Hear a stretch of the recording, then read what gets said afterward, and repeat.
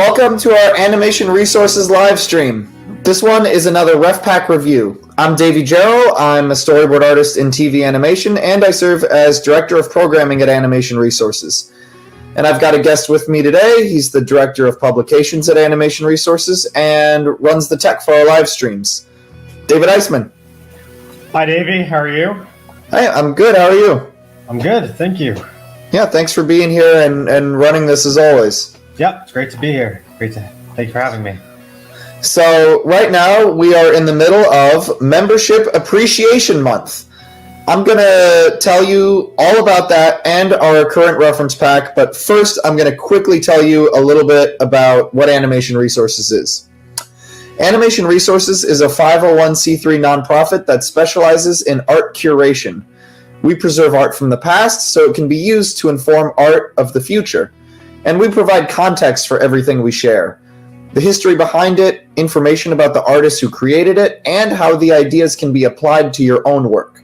If you're not already, I highly encourage you to become a member of Animation Resources. Paying members get access to a new reference pack every other month. Reference packs include rare animated films and ebooks filled with cartooning and illustration, all work you'd probably never otherwise see. You can sign up right now at animationresources.org/membership. One more time, that's animationresources.org/membership. All right, now for a couple big announcements. So, it's membership appreciation time at Animation Resources. Every year in February, we take the time to honor our members that make what we do at Animation Resources possible. And to show you our thanks, we want to give back to our members as much as possible. That's why right now we have a very special offer. Normally, a student membership costs $70 for a year, and the regular membership is $95 for a year. But right now, you can be a member of Animation Resources for $1. That's right. $1. We're calling this our Dollar Days promotion. Anytime between now and early March, for one whole week, you get access to our current members-only reference pack. As long as you download everything in the reference pack during that week, you will have this material for the rest of your life.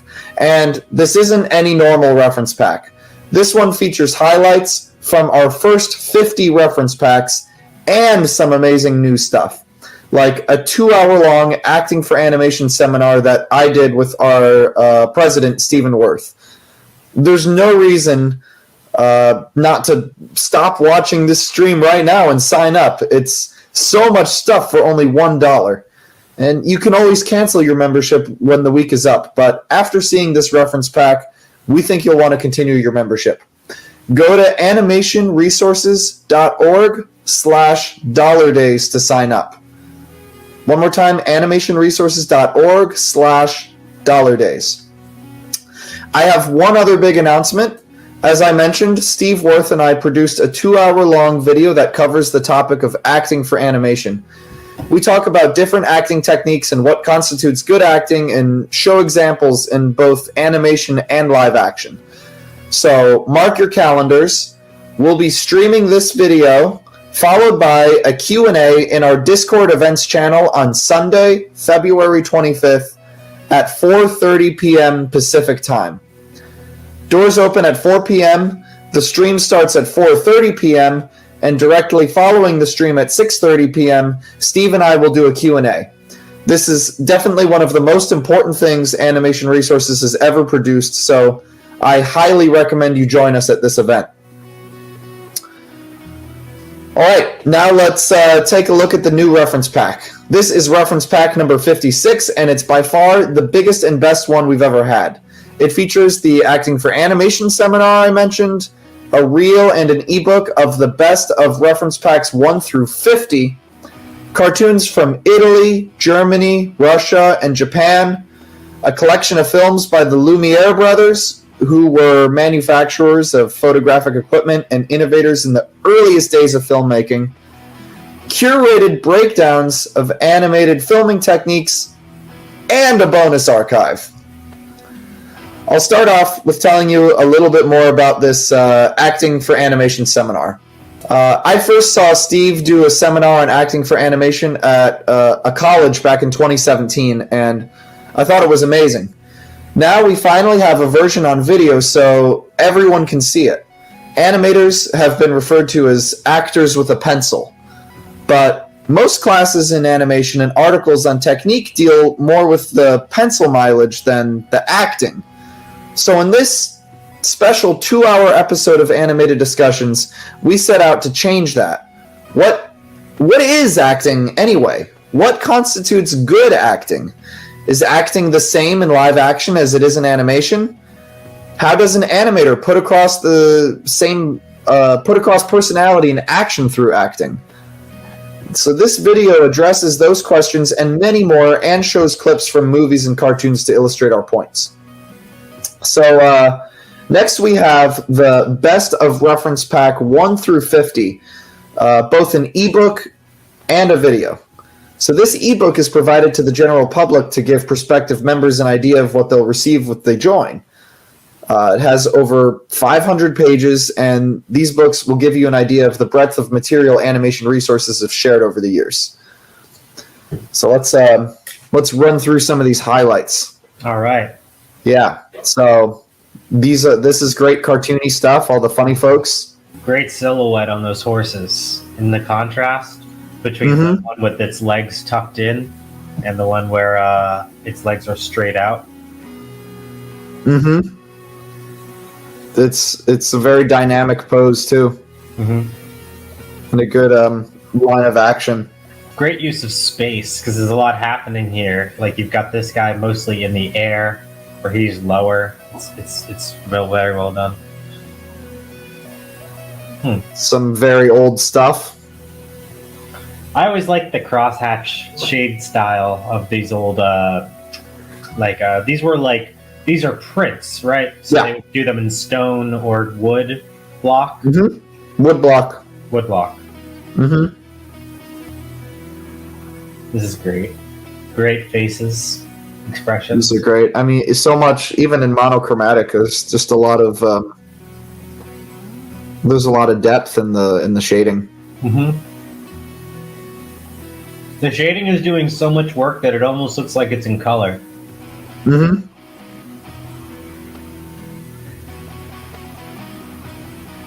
I love this ebook. Which rough pack was this from? Oh, I don't remember. This is just going to be an amalgamation of 50 rough packs right here. Ooh, these are great. The mileage you get with those lines. Yeah. Really great silhouettes on their head shapes. The expression here, the way it's like, it's wrapped so nicely. These features.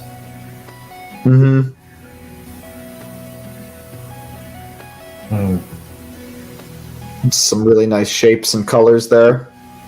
Nice textures in the backgrounds. Oh, the sports cartoons might be my favorite. These are amazing. These are the ones that I did for the Goofy Sibley comparison, right? Yeah. Yeah. I love the shakiness in the lines. Like, this is kind of like, the line here is kind of nuts. Almost kind of ridiculous, but it works. There's just so much energy in them. This is some really nice line work too. Totally different style. Very, very different style. Much simpler. But still, complex interior line work, like here. And here. And very clear designs. It's like the one before was more complex exterior lines, but this next one is much more complex interior line work, whereas the exterior lines are quite simple. Yeah, that's a good observation. The Zimmerman course, gotta get that. I'm blown away by the interior line work on the folds, because this is a difficult thing to draw. This I To really get like that this. to read so simply. Yeah, it reads so simply. I'm really digging this line in particular. Nice. Some more fun, cartoony newsprint stuff. Never can go wrong with it. Very Mhm. simple composite, very simple layouts. Although for here, this is kind of a complex one. It's very fun. I like how it's structured along this line. Yeah, yeah. Oh, This is very different than anything else we've seen here. like 19th century illustrated book story Rackham style.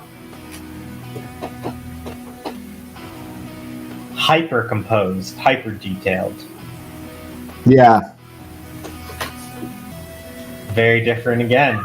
Yep. The energy on this guy's pose, shooting out of his shoes.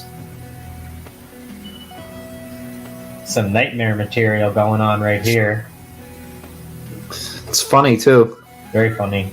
Simple just does often equal funny. Oh, I look at that pose of the guy like smashing. I think this is Plastic Man from the DC. Oh, yeah, you're right. This is Plastic You're right. Man. Yeah, Why is he in this? I don't remember. Huh. All right. Love the silo here and the shading on there. Shows him cast in shadow. Really cool shading in this. Excellent shading. Like a crosshatch style. Little steeples, like here and here. Like almost pointillist a little bit. Mm-hmm. Oh, the Simplicissimus ebook is great. Again, back to that cross-hatching, steepling, pointillism, the shading style. The propaganda stuff. I love propaganda artwork. Yeah. It's a lot of passion behind it. It's tons and tons of passion. And also they have to work within the limits of their own, to a system. Especially even North Korean and Russian hyper-realistic art, the glory for the people stuff, because they, even though they're working under the restraints, they can make some really interesting things. Mm-hmm. More this pinup. Mm-hmm. Love the shoes. Very interesting texture. Great, interesting hair. Very great pose. Kind of lopsided. Great line work. Yeah. Really well wrapped. Wonky perspective. Yeah. Very, very clear and concise. Love the eye line from here to here to here, because his eyes are pointed up here, so it makes a triangle. Yeah, the three of them make a triangle. Nice composition. Yeah. Very nice. Mm-hmm. Oh, and then there's the Hokusai's manga. Oh, yeah. Hokusai, dude. Such amazing work. This and the sports drawings are my favorite. The Hokusai sketchbook are my favorite ebooks. The Zimmerman course is pretty cool too. Look at the silhouette on this. So just observational sketches. They're perfect. Oh, Daumier. Damier. This was a great ebook. I think I scanned a few of these. I'm if mistaken. Ooh, great compositions. Line of action here. Punching is so hard to get right. I know. I've never done it well. Huh. I don't remember which one this is from. It's very different though. It's definitely a political cartoon of some kind. Got Egypt, a British lion, Al Mahdi. I don't know who that is.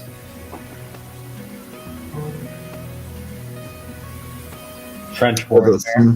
War cartoons. Mm-hmm. Those are always really good. Woodblock. Very different than the woodblock we saw before in the like Western style manuscripts. Yeah. These Eastern woodblock prints from this era are incredible. Just the detail and the layering. Very nice. Yeah, Pinocchio. Did you see Storyboards. the Guillermo del Toro Pinocchio? I did. Yeah, it was great. It was really good. I saw the exhibit they did at the MoMA where they showed all the puppets and backgrounds. Oh, you got to actually see them I did. live? Oh. They put them in like an exhibit. This. Your favorite. I love these. The Grinch bar sheets. I can actually read these now. When I first saw them, I was like, this is incomprehensible. My first rough pack that I did. That must have been crazy. Yeah. It was still the most difficult one. I'm sure. I first learned how to time from reading these. Mm-hmm. And, that's it. Cool.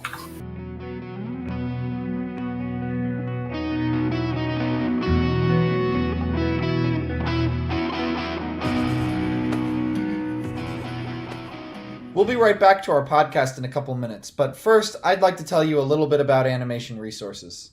Animation Resources serves as the perfect bridge between being a student and being a professional. Here's how it helped me when I was a student.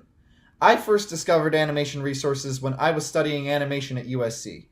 I thought I knew all about what it took to be a professional animator. I mean, I was getting good grades. That was enough, right? Well, when I first met Stephen Worth, he pointed out to me the obvious error in my train of thought, that most animation students are not industry ready when they graduate, despite how well they do in school. Now, I learned a lot in school, but it definitely doesn't teach you everything you need to know to be a professional. So here's how Animation Resources bridged the gap from being a student to being a professional. In school, I learned the mechanics of animation and drawing. I learned how to use some programs. But the part that was missing was how to be creative. Now, being creative, or learning to think like an artist, is the key to longevity in animation. Art styles come and go, the programs we use are always changing, but the need to be creative is constant. Animation Resources gave me a much broader frame of reference and showed me just how important that it is to keep growing as an artist. Now I'm a professional, and Animation Resources is still useful to me as a professional. I work primarily as a storyboard artist in TV animation. I've worked on Teen Titans Go, The Patrick Star Show, Monster High, Baby Shark's Big Show, Dinosaur Train, and many others. And Animation Resources is still informing me and helping me to be more creative in my work. As a professional artist, you really can't stand still. You have to be constantly learning and growing to remain competitive and to be able to handle new challenges. Animation Resources reference packs are full of new ideas and inspiration, material that I didn't know existed. It's all stuff you need to know about that you didn't even know you needed.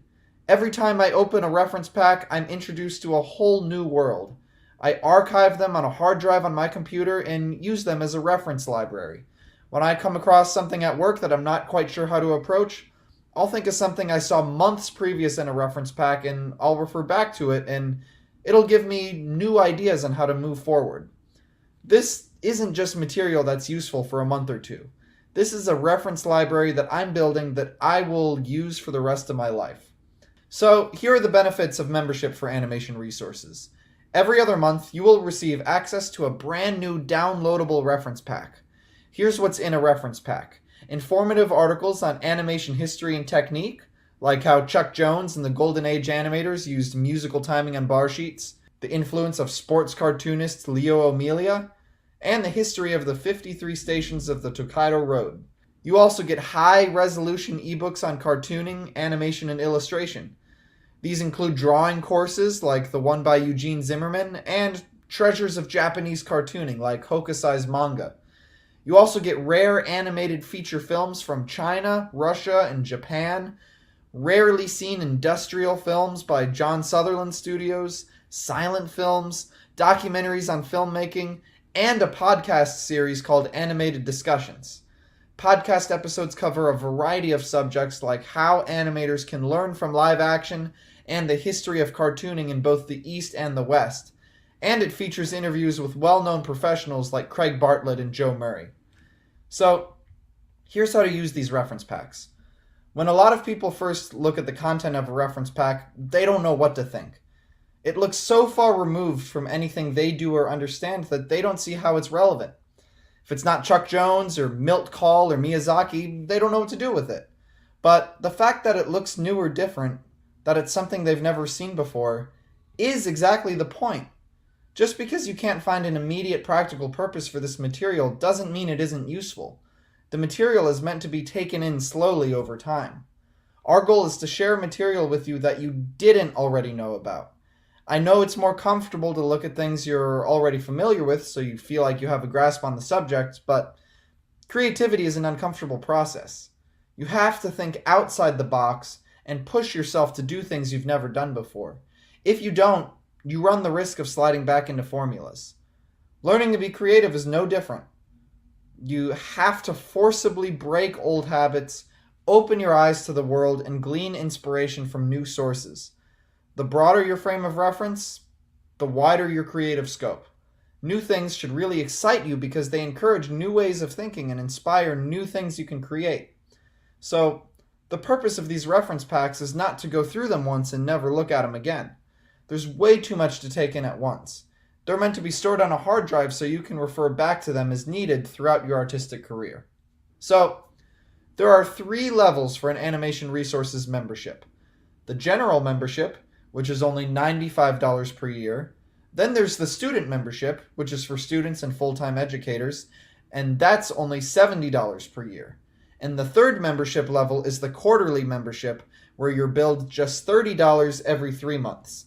And that's not all. For both the student and general membership, with every new reference pack, you also receive a bonus reference pack, which is a rerun of an old reference pack. This means you get double the amount of reference packs. 12 instead of just 6.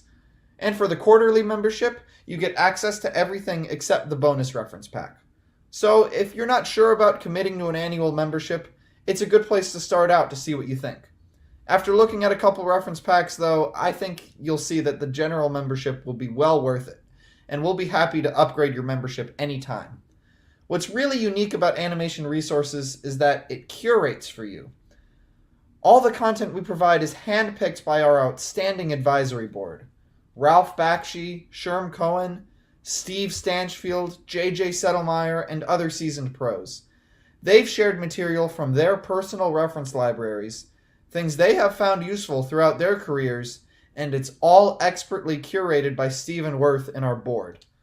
We sort through all the material and present it organized in a way that you can absorb it and use it in your own creative work. I mean, just look at this podcast. Can you think of anywhere else where you can find information organized for you like this? All of our content is specifically targeted at animators, cartoonists, and illustrators like you.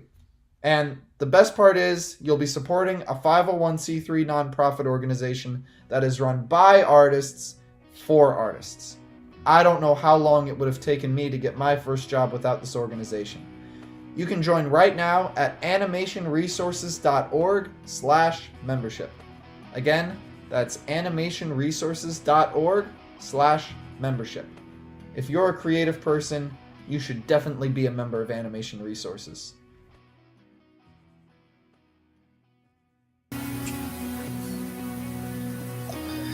So this video features highlights from all the videos from the first 50 reference packs. And it contains clips from all types of films, century-old silent shorts, stop-motion puppet films, animation from China, Poland, Japan, Russia, animated commercials from the early 50s, classic theatrical cartoons, experimental animation, and rare industrial training films. It's got everything. And this pair of reels here runs over 2.5 hours. So We only share them on special occasions to give prospective members an idea of what they'll receive when they join. So you'll want to download these while you can, because it's a limited time. Next is a cartoon from Italy from 1968 called My Brother Superman. And the film features two superheroes, Super VIP, who's a strong man who's irresistible to women, and Mini VIP, who's a small and ineffective not-so-superhero. So the villain of the story, Happy Betty, is a lady industrialist who has her eye on ruling the world. The whole thing is a satirical jab at American exploitation of cheap labor in third world countries. And next we have two old commercials from Germany. First one here is Son of the House from 1932, and then the next one is going to be Song of the Mill from 1934. All right, we got to talk over this clip. Ooh, very nice effects work. Yeah. It's got a little more even timing, I've noticed, than like the narrative. But they're trying to they've got a different intention. Well, even isn't necessarily bad timing. It's all about like what you're intending to do. Right. Nice zoom. Yeah, very even timing, but this was also just more of that Fleischer style timing rather than Disney. So yeah, this is Song of the Mill from 1934, Germany. I always liked German animation. So, next we have a cartoon from Russia from 1991 called Wolfgang the Intrepid. It opens with this really impressive multi-layer pan, and the style of movement perfectly matches the design of the characters. The anatomy of the main character is divided into segments that separate from each other, but the movement is always handled as one unit. So even though this isn't built from an object library, Flash animators interested in making their animation less stiff can definitely learn a lot from this film if they study it. This is amazing. It's an amazing pan, isn't it? That's one of the best pans I've ever seen. That might be the best pan. Whoa. Was this hand-drawn? Mm-hmm. Yeah. Yeah, definitely. Oh. Next is these are going to be two cartoons from Japan from 1967, episode 8 and episode 12 of the series Gaboten Island. So the story begins when Ryuta and his sister Tomato sneak on board a submarine docked at an amusement park. And the amusement park's son, Iago, and his friends enter the submarine and get in a fight with Ryuta. When they're fighting, a switch is flipped and the submarine heads out to sea. A storm hits and the kids are unable to steer it and end up shipwrecked on an island in the South Pacific. Ryuta and Tomato befriend a bird and a gorilla, and together the whole group struggles both with each other and with nature for survival. So, really fun premise. Oh, this is cool. This is a documentary from 2016 called Lumiere, which consists of a collection of films by the Lumiere brothers, who were manufacturers of photographic equipment and innovators in the earliest days of filmmaking. So on March 22nd, 1895, the Lumiere brothers made the very first moving picture in Paris, a 40-second film titled Workers Leaving the Lumiere Factory. Audiences loved it, and between 1895 and 1905, they made over 1,400 short films. The Lumiere brothers' films, as you can see, are very basic. There's no editing. The camera's in a fixed position. It doesn't zoom or truck or pan. There's no narrative. They're just designed to capture a moment. And the films fall into two categories. Recognizable imagery, like everyday scenes on the street and children playing with their parents, and remarkable imagery, like exotic locations and dramatic industrial scenes. What's really interesting is that at this time, people weren't aware of what a movie camera was, so people just walked right by without acknowledging it. So they go along in a just totally natural way, which is why it looks so spontaneous.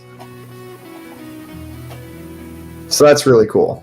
And finally, we've got an analysis of pickups in animation, and this analysis was done by David Eisman, so take it away. All right, I'll play the video first, and then Great. I'll bring it up on my Premiere, and we can go through it frame by frame and talk about it. Cool.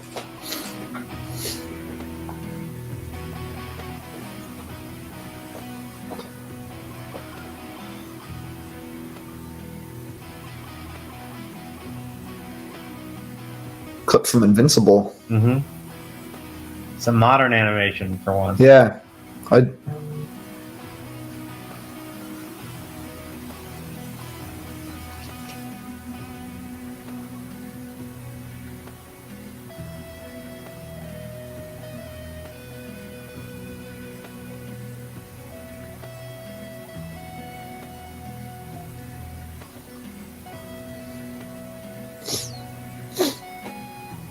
Very long pan. Yeah, kind of like that other cartoon we watched. Mm-hmm.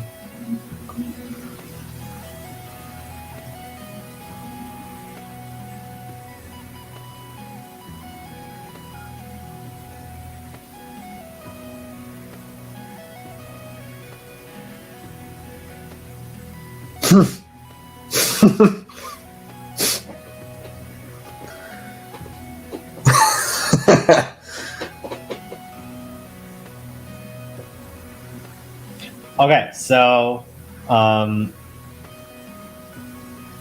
we can talk about each of these individually. So this is the first of a number of articles I'm going to write entitled Pickup. So it's just be like addendum articles where I break down different clips from detailing themes that I've talked about in the past.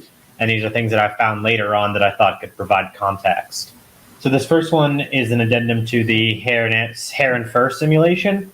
In specific, that you don't always have to do hair and fur. It's perfectly acceptable to not do any interior or exterior line work to keep the silhouette clean and still create the illusion of fur by doing several things at once. The first is these spots on his back, in addition to the context of his shape telling us he's a dog, which leads our brain to more readily accept that he's a dog, even though there's no drawn fur to be seen. Like if he was in an entirely different shape, like a lizard, and also we wouldn't expect him to have fur, and therefore you wouldn't acknowledge that he had a fur without the drawn fur. Mm-hmm. The other thing is that the reason why they probably didn't do fur for this one is the complex exterior line work on this beard that's created from the food paste that he's eating. I don't know what he's eating. It would be not as funny as a gag if there was complex exterior and interior line work on the dog, because then there wouldn't be any contrast between his silhouette and the silhouette of the beard, and it would all just look even. This next one is for perspective turns and camera moves. So this is a behind the back truck. And the thing about behind the back and over the shoulder trucks is that you can't do a multi-plane truck or a multi-plane zoom because there's too many individual planes that need to turn while you're moving along the z-axis. If you were to do a multi-plane truck, all they would be able to do is just get bigger and move away from screen. To do a over the shoulder or behind the back truck, you have to treat it like a manual truck. So you have to do planar rotation. But one of the ways you can save yourself a lot of time and hassle is by making your backgrounds very simple. So the background simplicity on this canyon is helping the animator a lot when rotating because they don't have to do as much work. This third one is from the show Invincible. It's an example of an effect that Steve calls a vertigo slide, but I've seen other people called a truck zoom, where you do a truck and a zoom at the same time. and it creates. Oh yeah, Yeah, that's the Hitchcock thing. Yeah, this like claustrophobic tunnel effect. You Yeah, don't see it a lot in animation because you usually have to do it manually. yeah.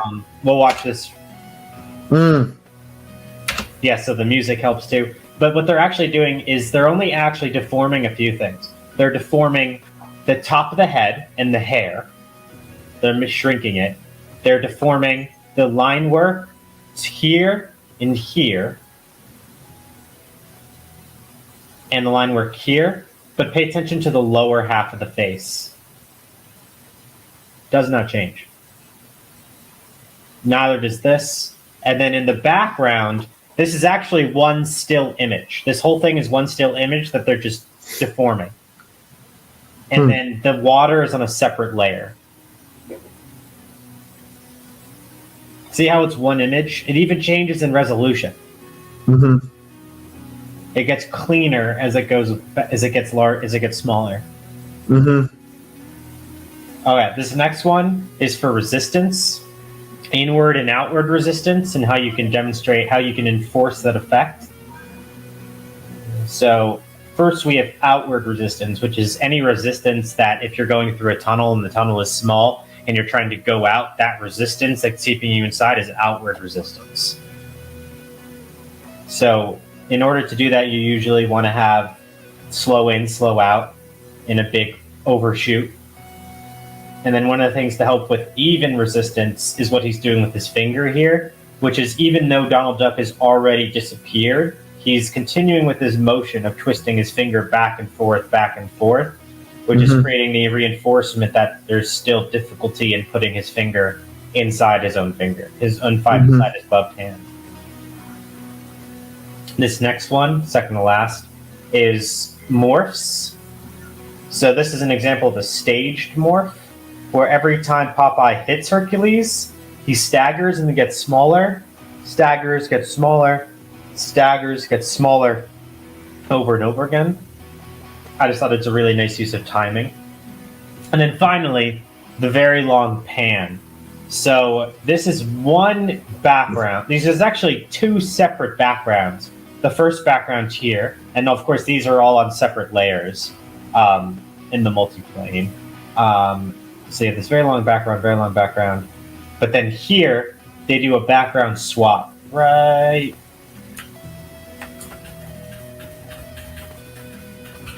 here. Huh. So this is actually two separate backgrounds because the first shot is just a very long background that they're moving right to left. And then they now have to do a new background where they go up and down. But the thing that drives me crazy, oh damn it, sorry, is they didn't background match. They didn't color match it. I still didn't notice when we were watching in real time. But yeah. They look totally different. That is, it's really trippy. they could have done that better. I'm not sure why they didn't. They look very different. Yeah. That's really the only reason I chose this one, just because I was like, wow, that's like a really jarring once you realize. Well, it shows. You never notice it. No. But it shows your point very clearly. That they swapped. Yeah. All right. Yeah, those are my examples. Oh, cool. Yeah, that was cool to go back. Yeah, to go back and I'll be doing more of them as I already stuff. All right, next. So, yeah, thank you so much. Pause this. Oh. I'll just introduce it real quick. So finally, we've got the bonus archive. And the bonus archive now is a rerun of reference pack number 24. It contains... we're going to need the image backup in a second. The image backup? From the PDF, it's the final image in that. This? The As I See? Yeah. We'll have that up in a second. All right. Okay, so actually just go back to the two shot of us, and then you can pull that up right after I finish that little hold on. paragraph. Okay, cool. So finally, we have the bonus archive. The bonus archive right now is a rerun of reference pack number 24. It contains an incredible book of illustrations called As I See, the Russian cartoon Cheburashka, and a film based on the music of Frank Zappa called Dental Hygiene Dilemma. Sorry. Can we redo that? Yeah. It just restarted on me, so...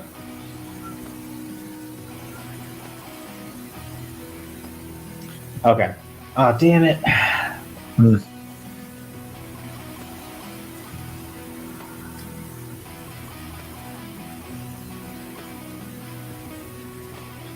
Okay. So I've got that. Remove. Okay, let's go. Cool, yeah. And finally, we have the bonus archive. The bonus archive right now is a rerun of reference pack number 24. It contains an incredible ebook of illustrations called As I See, the Russian cartoon Cheburashka, and a film based on the music of Frank Zappa called Dental Hygiene Dilemma. So, this is the cover for As I See, released in 1954, and it's a collection of Boris Artsybashev's personal art and illustration work by thematic content, psychology, machines, warfare, and fantasy.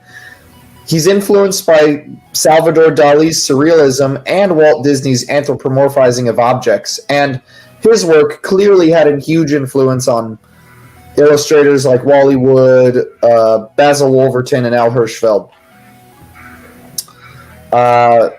So next is Cheburashka. It's a film made in Russia in 1971, featuring the children's character Cheburashka. The animation in this film is really good, and it's well worth still framing through to study how various personalities are put across through walk cycles and gestures and things like that. And the puppets limit the flexibility of facial expressions, but the animators more than make up through it by the way they move the characters. So the principles behind stop motion, hand-drawn, and CG are really all the same. It's about putting personalities across. And this last one is Dental Hygiene Dilemma, a film made in 1971 by director Tony Palmer and musician Frank Zappa, based on Zappa's music and the Mothers of Invention. So the film starts out pretending to be an educational film on dental hygiene, but it quickly becomes a case study in the psychological pressures and clashes of ego that we see all the time amongst touring rock bands. It utilized revolutionary editing techniques and avant-garde video effects. If you break down the animation, you'll see how he uses key drawings with almost no in-betweening, but you know, it isn't about the number of drawings or complexity of the drawings that make it good. It's the way the drawings are used to describe the motion, and even more importantly, how it's timed. Well put. So that is our current reference pack, and that is definitely the biggest one we've ever had. But we like to go all out for Membership Appreciation Month. So sign up now and you can download all of reference pack number 56 and the bonus archive. And a reminder, right now and for the next few weeks, you can become a member of Animation Resources and download all of this incredible material for only $1. Just go to animationresources.org/$days to sign up, and you will get access to everything a member has access to for one whole week. Also, mark your calendars for Sunday, February 25th at 4:30 p.m. Pacific Time, when Steve Worth and I will be streaming our Acting for Animation seminar in Discord and doing a live Q&A. Sunday, February 25th. Doors open at 4 p.m. The stream starts at 4:30 p.m. and directly following the stream at 6:30 p.m., Steve and I will do a Q&A. Well, thank you so much for joining me, David. Thanks for making this run smoothly, as always. Yep, great being here. Also, thank you to everyone who's watching, and a huge special thanks to all of our members. Without you, none of this would be possible. And don't forget, if you're not already, I highly recommend becoming a member of Animation Resources. With the bi-monthly reference packs curated by our board, the bonus archive, and the podcasts, you will have a great start at building a personal library of reference material that will serve you for your entire artistic career. And it's a huge bargain. Normally, it's only $70 per year if you're a student or educator, and $95 per year for the general membership. But right now, you can also get a 1-week membership for only $1. You can sign up right now at animationresources.org/membership. One more time, that's animationresources.org/membership.